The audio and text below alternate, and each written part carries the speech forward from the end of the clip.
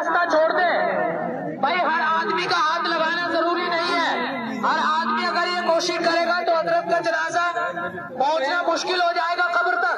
का है इस तरह मगरिब की नमाज हो जाएगी। बना कर दे तभी जल्दी हो सकता है काम। लोगों के लिए आसानी पैदा करें भाई, लोगों के लिए आसानी पैदा करें।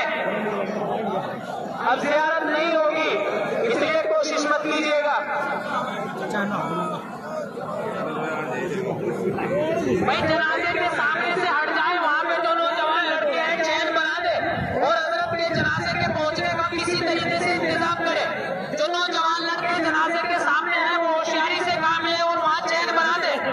भाई हजरत के जनाजे को किसी भी तरीके से कोशिश करे वहां पे पहुंचाने की। भाई जो